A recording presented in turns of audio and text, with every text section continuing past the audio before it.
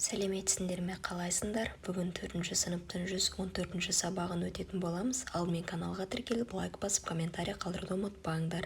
Бүгінгі тақырып сан есім. 49-ші тапсырма мәтінді оқы. Ең үлкен қай ғаламшар? Юпитердің үлкендігі сонша, оның ішіне қалған 8 ғаламшар түгел сыйып кетеді. Сапырылысқан газды аса жойқын жел тасқыны аударыстырды да, осы ғаламшардың үстінде ғажайып әдемі әшекей пайда болды. Юпитер ертедегі римдіктердің бас құдайының құрметіне берілген атау. Юпитер сақиналы 4 ғаламшардың бірі. Осы 4 ғаламшар газды алып деп те аталады. Олар Юпитер, Сатурн, Уран және Нептун. Бұлар ортасындағы кішкене тасты қоршап тұрған аса ірі газ шары секілді. Неге, неліктен сұрақтары мен шешім табуға бағытталған сұрақтар құрастыр дейді. Топпен ортақ сұрақ дайында. Енді біз қазір қарастырамыз. Юпитер неге ең үлкен ғаламшар болып саналады? Себебі Юпитердің үлкендігі соншалық, оның ішіне қалған 8 ғаламшар толығымен сыйып кетеді. Келесі сұрақ: 4 ғаламшар неліктен газды алып деп аталады? Себебі бұлар ортасындағы кішкене тасты қоршап тұрған аса ірі газ шары секілді көрінеді.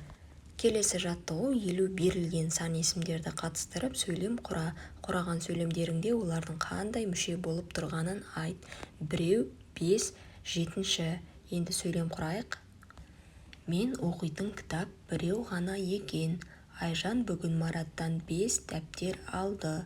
Айнұр кезекте 7 болып тұр. Бұлар сөйлемде тұрлаусыз мүшенің қызметін атқарып тұр. 51-ші жаттығу: мәтінді көшіріп жаз. Сан есімдердің астын сыз. Станция ауылдан 20 шақырым жерде. Пойыз сағат 5-те жүреді. Әділ станцияға 2-ші автобуспен келді. Ол 3-ші курстың студенті. Жазғы демалыстың соң оқуға бара жатыр. Сан есімдерге сұрақ қойып, қайсысы реттік, қайсысы есептік сан есім екенін дәлелде. Реттік сан есімдерді сөз құрамына талда. Бірінші, бізде сан есімдер 20, 5-те, екінші, үшінші деген сан есімдер, яғни сұрақ қойғанда нешеде, нешінші. 20 және 5-те сан есімдері есептік, ал екінші, үшінші реттік сан есім болады. Реттік сан есімдер нешінші сұрағына жауап беру арқылы, інші жұрнақ жалғаулары жалғану арқылы жасалатын реттік сан есімдер екен. Енді сөзді талдаған жағдайда 2 деген түбір, інші деген жұрнақ, 3 деген түбір, інші деген реттік сан есімнің жұрнағы. Келесі мәтінді оқы. Ай жердің ең жақын көршісі. Айда ауада, желде, суда болмайды. Айда үнемі қараңғы болып, жұлдыздар көрініп тұрады. Астронавтар жерге қарағанда айдың үстінде биікке еркін секіре алады, өйткені онда тартылыс күші аз. Айда үлкен шұңқырлар бар, оларды кратерлер деп атайды. Енді осы мәліметтерге байланысты астындағы кестені я жоқ деп толтырып шығамыз. Жер айды айнала қозғалады ма? Жоқ. Айда жел соғып тұрады ма? Жоқ. Айда су болмайды? Я. Ай аспаннан үнемі көрініп тұрады? Жоқ. Жерден айға қарасаң, ай үнемі дөңгелек болып көрінеді? Жоқ. Айда кратерлер болмайды? Жоқ, болады екен, я? Осылай толықтырып шығамыз. Келесі, бізде ребус берілген.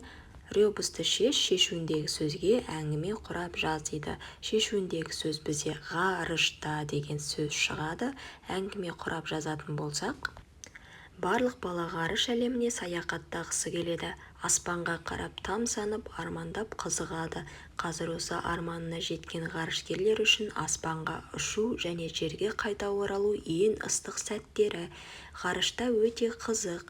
Ғарышта арнайы тамақ жейді, тамақтары, заттары ұшып жүреді. Ғарышкерлердің жұмысы өте қауіпті. Оларды батырға теңесек кем түспейді. Осымен бүгінгі сабағымыз аяқталды. Назарларыңа рахмет, сау болыңдар.